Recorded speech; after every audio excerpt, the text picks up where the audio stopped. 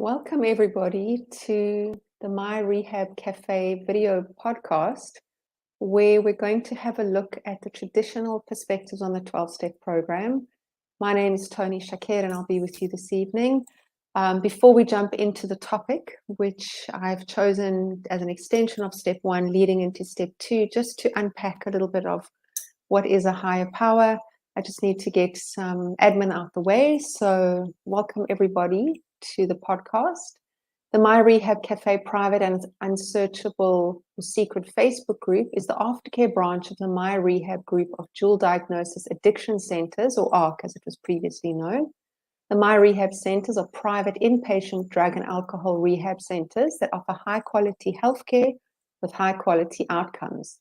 The MyRehab Cafe Facebook group has exclusive access to loads of content that isn't available on any of the MyRehab public channels. Some of the content includes workshop lectures, support groups that are hosted in conjunction with some of the treatment providers at the MyRehab inpatient centers. These treating providers are psychologists, social workers, wellness counselors, and volunteers who have extensive experience in this field. Group members also participate in movie and book reviews and from time to time face-to-face events. If you aren't a member of the MyRehab Cafe, you are likely watching this on a public channel, and that means that you'll have access for roughly 10 to 20 minutes to the live broadcast and before we switch over exclusively to the private and unsearchable MyRehab Cafe Facebook group. Remember to sign up and join the MyRehab Cafe, as this is where the interesting parts of the live videos happen. MyRehab Cafe is free to any person that has been through the MyRehab inpatient process. If you haven't been through the inpatient process, but you want to find out how to join the MyRehab Cafe, please check out the website, which is www.myrehab.com. If you do want to participate this evening, it would be really lovely. Please join in the video or the audio link that's going to be in the comments section, where you're welcome also to leave a comment. I'll be able to reflect on that as the evening unfolds. And for any of the members that are looking on the MyRehab Cafe members that are looking for higher degree of anonymity or confidentiality, please wait for us to change over to the private channel. At that point, I will make an announcement when this will happen, which will be roughly 20 minutes in, and then you're welcome to join on at that stage.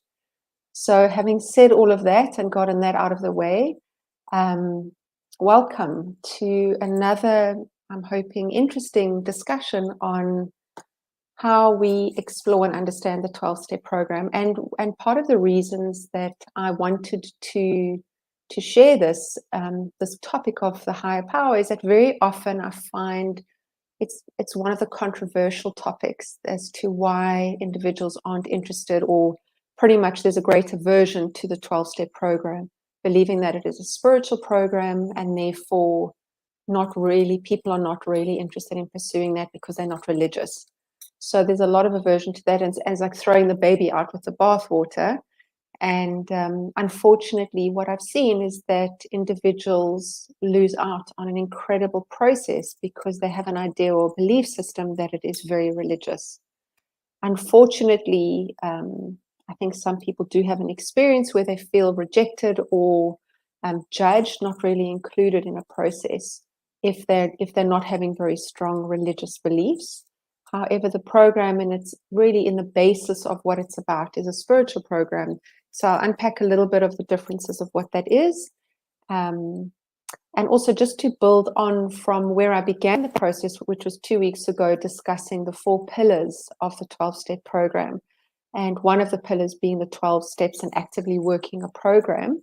So I'm specifically going deeper into what that means, just to allow people to have a broader understanding of the concept, really, of what does it mean to be in recovery as opposed to just being abstinent. So if I just touch on that concept briefly, abstinence definitely is the foundation of any strong 12-step recovery process, where the idea is about abstaining. However, being sober or being, free of any mood or mind altering substance or any process addictive behavior is only part of the process.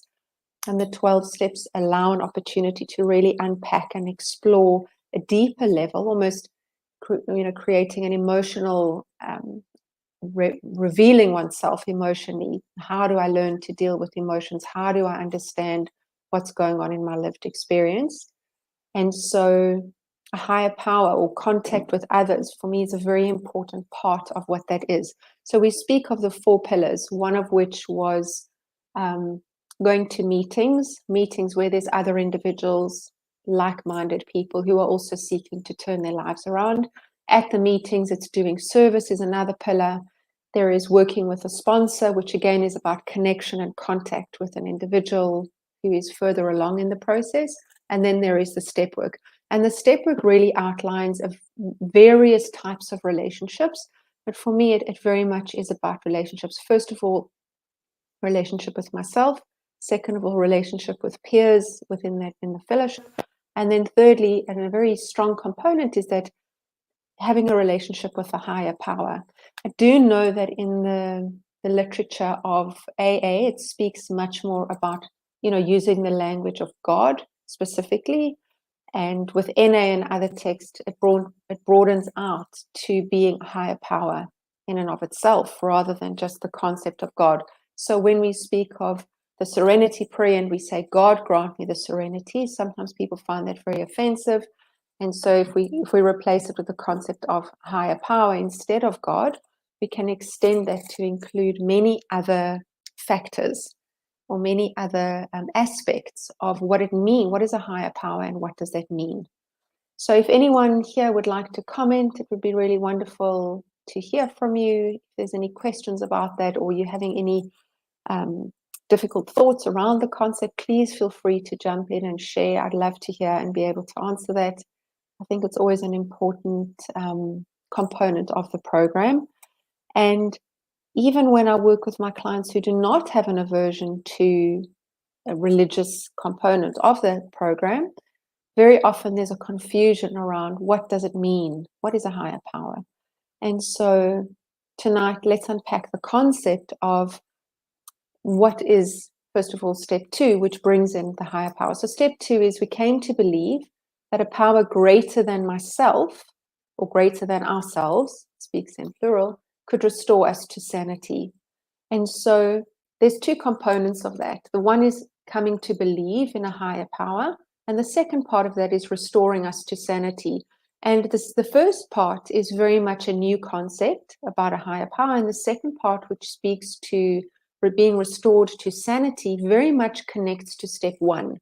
So last time we were chatting about step 1, we were speaking of powerlessness, we spoke of unmanageability, and gaining as much clarity as possible to the fact that when I do things on my terms, when I use a substance, when I act out on a process addiction, for example, gambling, pornography, sex addiction, it is incredibly destructive. I lose control, and the evidence is there through the journey of unpacking step 1, whether it be through stories, a life story specifically, just concrete, tangible examples of what is the evidence of there being an element of loss of control.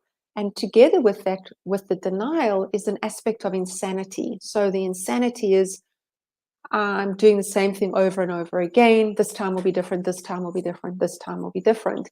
And the evidence constantly proves me wrong. I'm constantly being shown that there is loss of control, and I'm actually not able to get the outcome that I desire. And as a result, there's incredible unmanageability. There's chaos, and there's a lot of pain for myself and my loved ones, whether it be through family, friends, maybe in a work environment. There's lots of destruction in many areas of my life.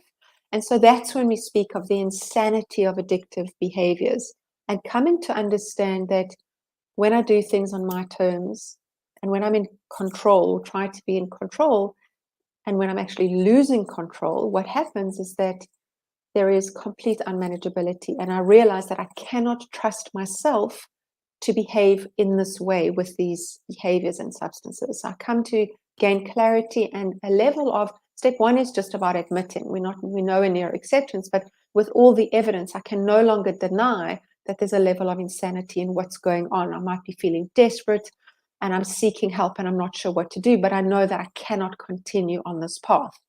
And with that comes a very scary feeling of, well, I'm not really sure what to do. Because what I do know is that I cannot trust myself. And then comes step two, which creates an element or presents as a step of, in the step process, being a step of providing hope. That there is a possibility. Do I believe that there's a possibility that something out there, higher power, can help restore me to sanity? What would restore me to sanity mean? Which would be in direct relation to step one, which is that I no longer have to behave in this way. That if I change my behavior in terms of addictive behaviors, I would no longer have that uncontrolled, uncontainable outcome. So there is an element of feeling inspired and hopeful and feeling, well, it is possible that I'm restored to sanity. However, right now, I'm not trusting myself. I can see that when I behave and act on my own terms, it creates chaos and unmanageability. And so there's a greater sense of understanding and willingness to accept something outside of me, because I can see that when I'm in control, it's not working. So the possibility that some other form of power could potentially help and guide me in order to lead me to sanity and no longer having to live in a way that I did, linked to the addictive behavior. And so when we think of that as if we take away the word God from, or we remove it from a religious component, it simply could be an idea of attending NA meetings, seeing other people, relating to other fellow group members and thinking, wow, I can relate to these people. They're just like me. Many months or years ago, they were in the same position that I'm in, and I can see that they've chosen to follow a particular way of life, which would be the 12-step program and this form of recovery. And wow, based on what I'm able to see, I can tell that they've been restored to sanity.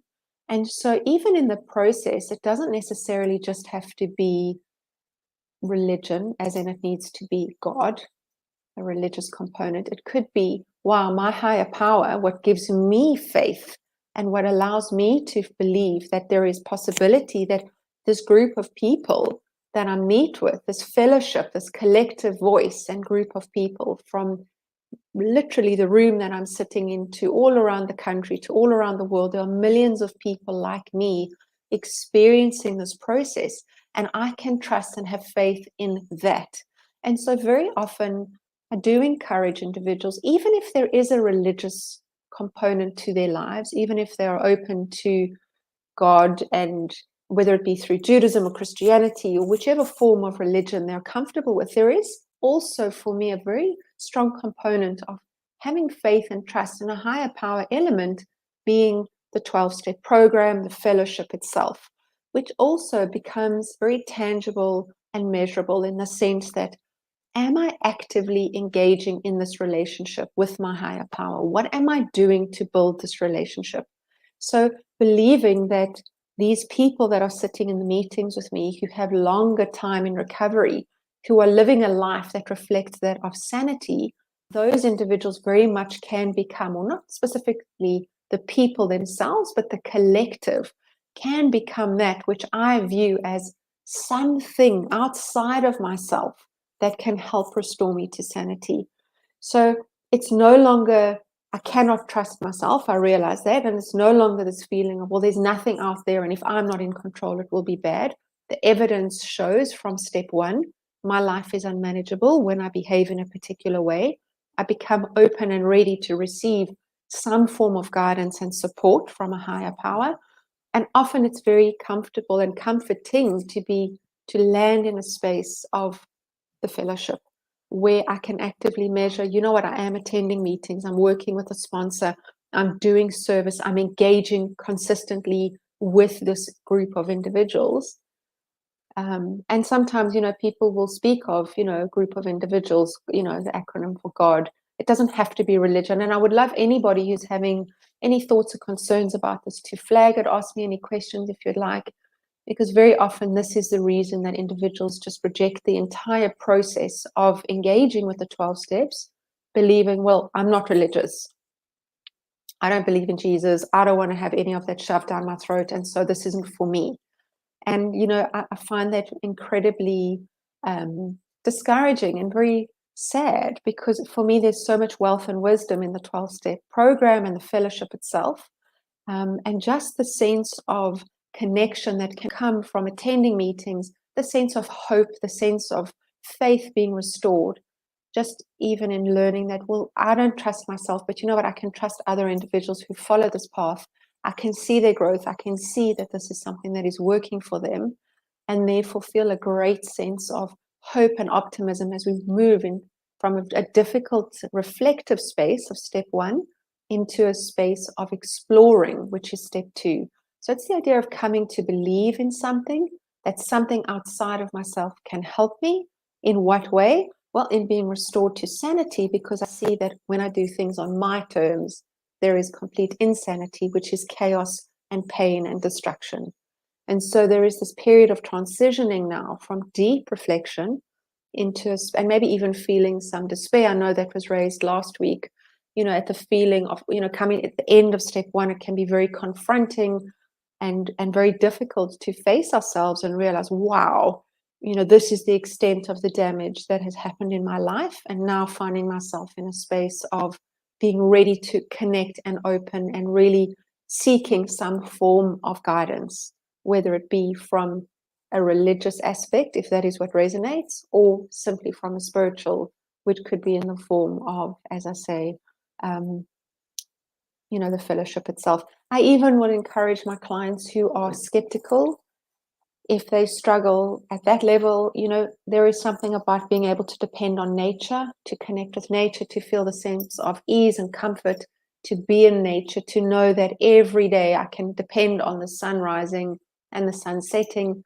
I can be around nature. I can see the ocean, the vastness. I can experience something that's greater than myself, that contributes to the functioning of the world, and that with or without me, the world will function. And so again, it's the concept that I don't need to be in control, and learning to just hand over that control, which can be quite scary for a lot of people, but often at the space of the end of a step 1 journey, there is a readiness and the willingness to do that. So came to believe that a power greater than myself, or greater than ourselves, could restore us to sanity. So Ryan, I think at this point, we're just coming to 20 past almost. Maybe we want to change over before we continue the conversation.